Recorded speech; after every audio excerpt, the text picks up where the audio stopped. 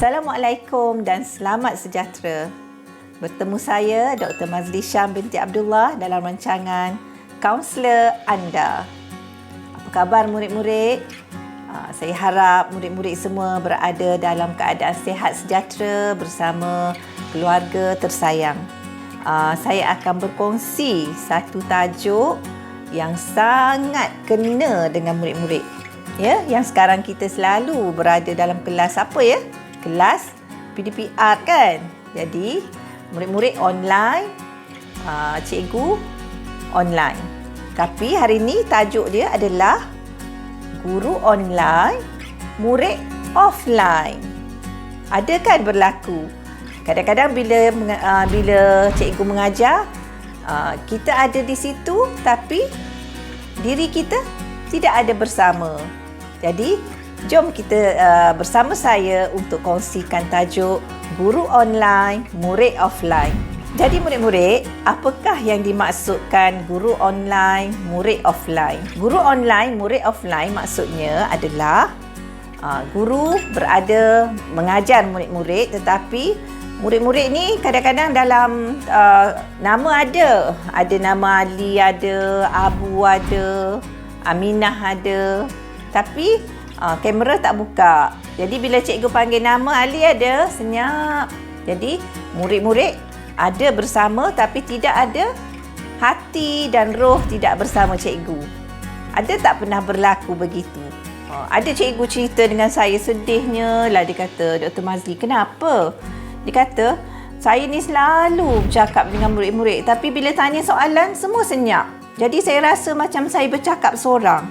Kesian cikgu tu. Jadi, saya rasa murid-murid yang ada bersama saya tidak akan melakukan perkara begitu. Ya, dalam musim pandemik COVID-19 ini murid-murid sebenarnya kalau kita tidak ada fokus dan kita sentiasa memberi alasan, kita akan terus hanyut. Hanyut dibawa oleh arus. Arus apa? Arus main-main kita, ya. Asyik bila buka kamera, mak kata belajar tak? Belajar. Tapi ada macam-macam gaya belajar, ya. Saya pernah tengok ya murid-murid dalam satu YouTube, dia cerita, ya, ada yang belajar dia panggil seorang yang stylenya gamer. Bila cikgu mengajar, dia pun ada satu lagi telefon main game. Sebab tu bila cikgu panggil tak menyahut. Ada lagi yang jenis belajar kuat makan. Letak makanan sebelah ni, lepas makan, makan. Lepas makan, makan. Akan meningkatkan obesiti. Jadi bila ambil gambar tu, kamera tu penuh je muka kita. Kan? Dagu dah jadi dua. Ya. Okey. Ada lagi yang jenis bila belajar je, kerja-kerja dia ambil gambar. Kejap-kejap, ambil gambar. Kejap-kejap ambil gambar. Ada juga yang jenis belajar dalam online ni, ada cermin depan dia. Yang tu maintain cantik dia panggil. Macam-macam gelaran yang kita beri untuk style pembelajaran, style belajar di dalam kelas online. Kita tak nak, kita sentiasa memberi alasan untuk kita menjadi seorang yang berjaya. Alasan tu kena buang. Kita mesti ada sebab dan kita mesti fokus. Walaupun kita berada dalam pandemik, kita belajar, cikgu tak nampak, cikgu tak boleh pegang kita, nak gosok kita, cikgu tak boleh tengok kita, tapi kita mesti jujur. Jujur untuk jadi orang berjaya. Kalau kita tak jujur, asyik memberi alasan, jadilah guru online, murid offline. Okey, kita pergi kepada yang seterusnya. Jika kita terus berkelakuan begini, kita terus offline, cikgu online. Apa kesan dia kepada kita? Sebenarnya dalam hidup kita, kita ada satu matlamat. Kita ada satu cita-cita. Bila cikgu tanya apa cita-cita kita, kita kata saya nak jadi seorang guru. Tapi bila kelas online, kita asyik offline. Kita asyik tak ada. Kita tak ada bersama. Kita main benda lain. Kita buat perkara-perkara lain. Jadi cikgu bercakap seorang-seorang dalam kelas tu. Jadi dia akan memberi kesan, pertama, kita akan ketinggalan dalam pelajaran. Walaupun susah nak berjumpa, susah bersua muka, tapi pelajaran kita mesti tingkatkan. Kita tidak boleh jadi orang yang ketinggalan. kita boleh memberi beribu alasan. Ini pandemik lah cikgu, saya tak boleh, saya berada dalam kesamaran. Apa yang disamarkan? Apa yang menjadi kesamaran anda? Apa yang menjadi samaran murid-murid? Sebenarnya itu adalah alasan. Ya? Alasan yang kita buat. Sebenarnya kita kena jelas apa yang kita nak. Ya? Jadi, ia juga bila kita terus begini, kita akan menurunkan prestasi pelajaran kita. Kita hilang fokus dan hanyut. Hanyut dengan perangai kita yang leka. Mula-mula kita kata matlamat kita akhir tahun, kita nak jadi orang yang sangat hebat dalam matematik. Saya nak jadi orang yang hebat. Ya, saya punya idola adalah untuk menjadi seorang doktor yang hebat. Tapi bila kita terus begini, kita tak ada bersama dengan cikgu dalam kelas, matlamat kita dah tak ada, fokus kita dah lari, cita-cita kita semakin hari semakin hilang. Lama-lama diri kita pun hilang. Dah datang dengan rambut-rambut panjang semua kan, kita dah hilang diri kita. Kita pun tak tahu apa kita nak jadi. Jadi, belum terlambat murid-murid. Bila cikgu online, murid pun kena online. Didik TV KPM. Didik TV KPM.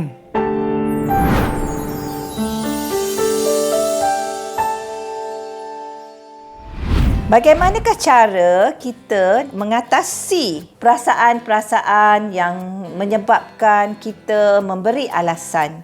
Macam manakah kita nak meningkatkan motivasi kita untuk kelas online? Saya akan membagi tips, iaitu satu perkataan saja. Apakah perkataan itu? Iaitu perkataannya adalah mantap. Untuk jadi orang yang hebat, kita mesti mantap. Saya ulang sekali lagi. Untuk jadi orang yang hebat, kita mesti mantap. Sebut sama-sama saya, mantap. Apakah mantap? Apakah itu mantap? Pertama, perkataan M. M adalah matlamat. Kita mesti tetapkan matlamat. Untuk jadi orang yang berjaya, murid-murid, kita mesti ada matlamat diri. Dan matlamat diri kita mesti jelas. Ya? Kadang-kadang tiba-tiba orang kata, Ali nak jadi apa? Saya nak jadi orang yang berjaya. Berjaya apa? Berjaya macam mana? Berjaya yang macam mana? Nak jadi apa? Kita kena jelas, kena lebih spesifik. Jadi, untuk membina matlamat, kita mestilah menggunakan teknik SMART. Apa dia teknik SMART tu? SMART ni adalah specific, measurable, action, relevant dan juga time. Ya? Apa dia spesifik? Spesifik ni maksudnya mesti matlamat itu jelas. Okey, matlamat anda apa? Apa matlamat murid-murid? Saya nak jadi seorang guru. Nak jadi guru apa? Guru sains, guru matematik, guru sejarah. Kena jelas. Saya nak jadi guru sejarah. Jadi, bila dah tahu matlamat nak jadi guru sejarah, kita pun tahu apa aliran nanti kita nak belajar. Apa pelajaran yang patut kita fokus. Jadi kena jelas, ya? Okey. Matlamat itu boleh diukur. Jangan pula kita kata sesuatu yang kita tak boleh ukur lah, ya. Maksudnya matlamat tu kita boleh ukur. Boleh ukur dengan dan logik. Dan bila kita meletakkan matlamat kita, kita perlulah membuat tindakan, ya. Dan dalam kita membuat tindakan ni, kita perlulah membentuk satu perancangan. Mesti ada satu plan tindakan, jangka pendek dan jangka panjang. Ya? Kalau jangka pendek, hujung minggu ni saya nak jadi cikgu matematik. Contohlah ya. Cita-cita dia apa? Nak jadi cikgu matematik, Mak. Okey. Jadi minggu ni saya nak siapkan 10 soalan matematik. Hujung bulan ni saya nak siapkan 100 soalan matematik. Hujung tahun ni saya dah jadi seorang pelajar matematik yang berjaya dan dapat pangkat A. Contoh. Ya. Okey. Jadi jelas kita nak jadi apa dan kita dah membuat tindakan ke arah apa yang kita nak. Dan matlamat tu mesti relevan. Mestilah tidak bercanggah dengan agama, tidak bercanggah dengan undang-undang. Jangan pula kita buat matlamat kita walaupun nak drink big, mesti matlamat mesti besar, tapi kita buat sesuatu yang melanggar undang-undang negara. Tu tak boleh, ya. Dan matlamat juga mesti mempunyai satu jangka masa, time. Time tu untuk melibatkan jangka masa. Itulah saya sebutkan. Hujung bulan ni, hujung minggu ni saya nak buat apa? Saya nak siapkan 20 soalan matematik. Hujung tahun dah siap berapa banyak. Tahun depan saya dah boleh jadi seorang yang pandai matematik. Sebabnya cita-cita saya nak jadi guru matematik. Contoh, kan? Mungkin ada banyak lagi cita-cita nak jadi doktor, jurutera, peguam. Semua itu perlukan perancangan, ya? Dan perlu ada matlamat yang jelas.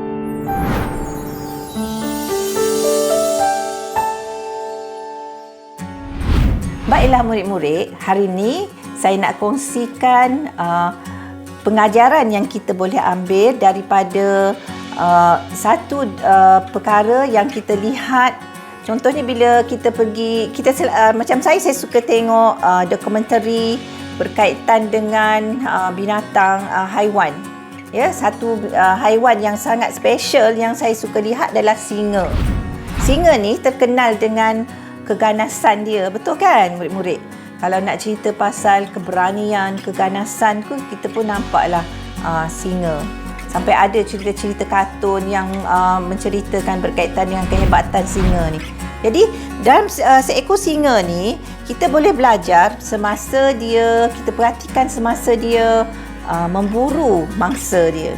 Ya, ada 4 pengajaran yang kita boleh dapat dari situ, iaitu berani dan percaya diri, fokus pada tujuan, tidak takut gagal, dan singa ni dia menyusun masa dengan teratur. Yang pertama, berani dan percaya diri.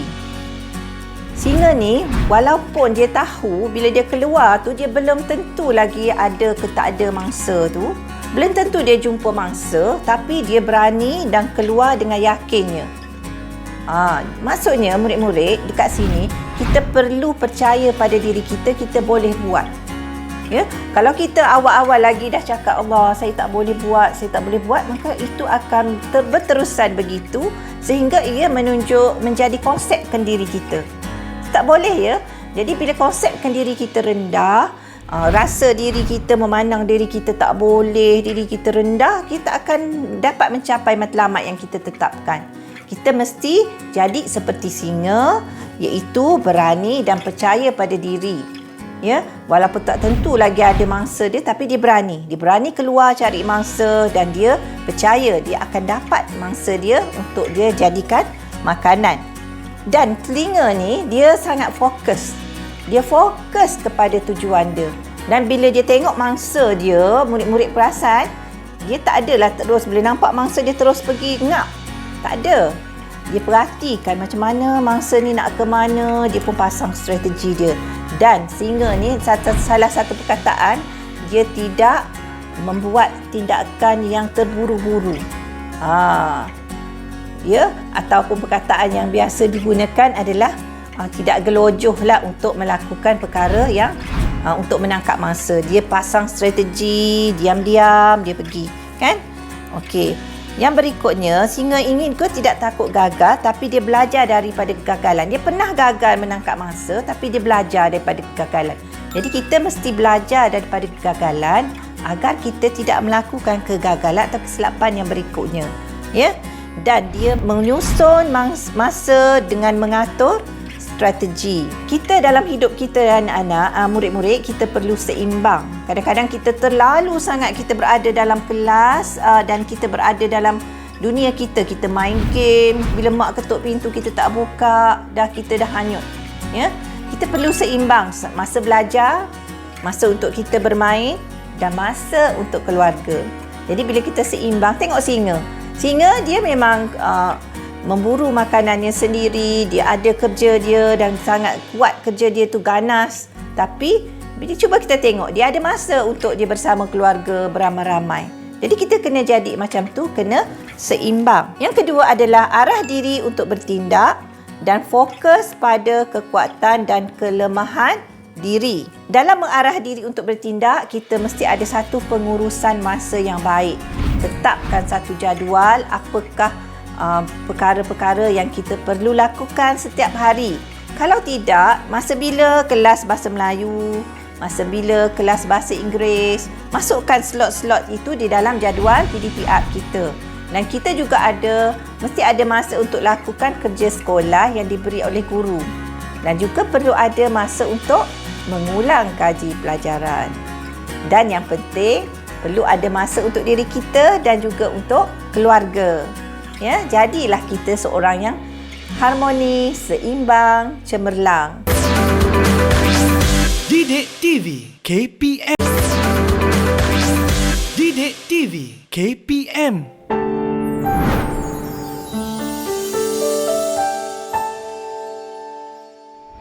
Yang ketiga adalah N. Niat kita mesti betul. Setiap hari bila kita bangun pagi, kita bersyukur. Dan kita berniat untuk kita melakukan sesuatu yang lebih baik daripada semalam. Bila ada niat dekat sini, dia akan membawa kepada proses pemikiran dan membawa kepada tindakan. Jika kita niat sini kita dah tak betul, kita pagi-pagi bangun malas nak bangun, solat subuh pun tidak, mak ajak makan pun tak bangun, lagi pukul 10 baru nak bangun. Jadi, tu tak betul. Jadi, kita perlu ada niat yang betul. Macam mana nak membentuk niat? Sebelum tidur malam, kita dah pasang niat. Ya Allah, ya Tuhanku. Ataupun kalau kita bukan Islam, Tuhanku, kau berikanlah satu mimpi yang indah-indah sebelum tidur. Dan saya esok pagi-pagi, saya nak masuk kelas PDP-ART, nak online sama-sama dengan cikgu dengan jayanya. Tanam kat situ dan tidur. Dan esok anda akan bangun pagi dengan bertenaga. Ya? Tadi N, man. T adalah tempat. Kita berada mesti menyediakan tempat yang kita seronok, tempat yang selesa untuk kita belajar, bukan tempat yang sangat lepas saya cerita ni, Dr. Mazli kata, mak kena sediakan tempat yang selesa lah untuk saya online. Mak kena beli meja baru, mak kena beli peralatan baru. Tak. Saya kata tempat yang selesa tapi bergantung kepada kemampuan ibu bapa. Betul kan? Kemampuan ibu bapa kita menyediakan tempat tu macam mana. Yang penting tempat tu kita bersihkan, kita hias dengan apa yang kita suka dan tempat tu selesa untuk kita. Dan sediakan peralatan belajar yang lengkap mengikut kemampuan. Dan berikut adalah A. Angan-angan mesti tinggi. Kita mesti mempunyai angan-angan yang tinggi. Kalau kita tak ada angan-angan, kita tak ada cita-cita yang tinggi, kita pun akan hanyut ditelan oleh arus kelekaan kita. Kita leka dengan game, kita leka dengan tidur daripada pagi sampai petang. Kita leka dengan tidak solat. Tak boleh, ya? Tak boleh macam tu murid-murid. Kita kena bangun, kena ada jadual. Ingat, bila saya dewasa, 5 tahun akan datang, saya nak jadi seorang yang berjaya. Ada kereta besar, ada rumah, ada duit. Saya nak ubah hidup saya. Kalau hari ini kita tak selesa, mak ayah kita berada dalam kemampuan yang biasa, kita nak ubah hidup kita. Bila kita nak ubah hidup kita, kita kena bangkit. Kita kena ada angan-angan yang tinggi. Jom murid-murid bangun. Jangan tidur. Ya? Okey, jadi seterusnya adalah penghargaan. Untuk ini, tidak ada orang yang ingin menghargai kita selain pada diri kita. Kita jangan harap orang lain menghargai diri kita. Kita pertama sekali yang akan perlu menghargai diri kita. Hargai diri kita kerana diri kita ni sangat-sangat berharga. Ya? Kalau kita tak hargai diri kita, siapa lagi yang akan hargai diri kita? Macam mana nak menghargai diri kita? Buat sesuatu, bila kita dah capai apa yang kita buat, matlamat kita dah tetapkan tu, kita dah capai untuk hari ini. Jadi, kita bagilah hadiah kat diri kita. Kalau ada coklat ke, ada cerita kartun nak tengok ke, nak main game ke apa ke, ikut suka, itu adalah hadiah untuk diri saya. Jadi, hargai diri anda. Dan jangan terlalu mengharapkan mak ayah lah, mak ni tak hargai diri saya. Mak kita tu sibuk, dia kena kerja, dia kena masak, dia kena uruskan kita kan. Jadi kita yang hargai diri kita.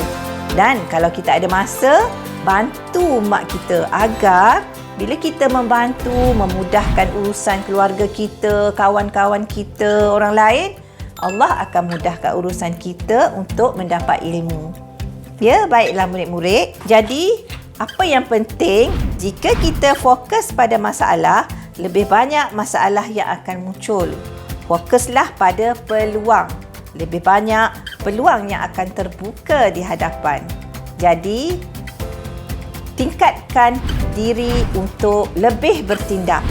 Setakat ini dulu perkongsian kita pada hari ini. Sehingga kita berjumpa lagi di lain masa. Semoga perkongsian saya ini memberi manfaat pada murid-murid. Assalamualaikum warahmatullahi taala wabarakatuh.